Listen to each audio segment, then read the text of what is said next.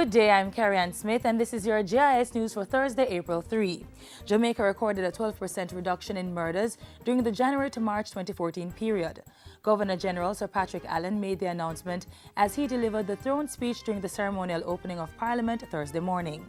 There's a 12% reduction in murders and a 13% reduction in the overall categories of serious and violent crimes. Police fatal shootings have been reduced by over 50%, reflecting better operational planning and improved community cooperation.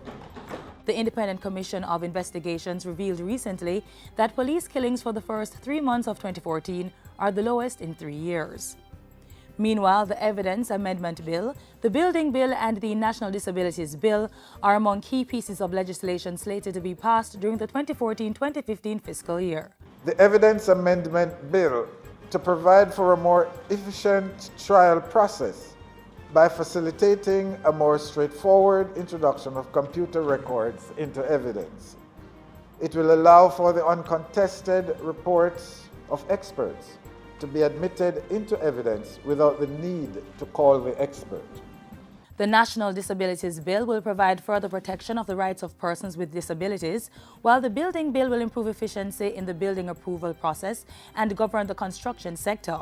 Other key pieces of legislation to be passed include an act to amend the Administrator General's Act, the Occupational Safety and Health Act, and the Integrity Commission Bill. To establish a single anti-corruption entity to assume the functions of the Commission for the Prevention of Corruption, the Integrity Commission, and the Office of the Contractor General. 40 bills were passed during the 2013-2014 legislative year, including the Fiscal Incentives Miscellaneous Provisions and the Criminal Justice Suppression of Criminal Organizations Acts. While delivering his throne speech, the Governor General also revealed that government would be relying on the agriculture, mining, ICT, tourism, construction, and housing sectors to continue and sustain economic growth in the fiscal year. It is anticipated that the agricultural sector will record significant growth this year.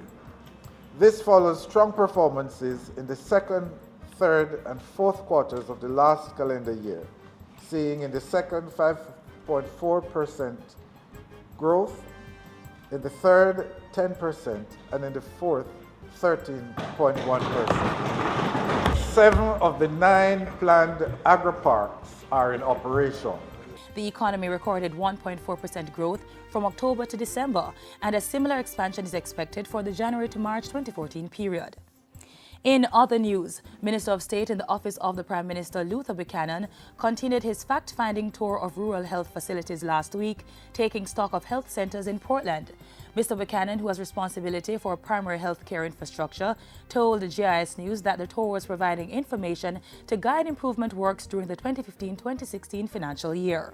The ministry is on a path to improve its services at primary health care level. The focus is to really improve the quality service that we provide. On March 27, Mr. Buchanan visited the Fair Prospect and Swift River Health Centers in Portland. That followed visits to health centers within the Western and Southern Regional Health Authorities. The Jamaica Fire Brigade, JFB, has received $13 million in grant funding from the government of Japan to repair and service hundreds of fire hydrants across the island. This was made possible through the government of Japan's grant assistance for grassroots and human security projects.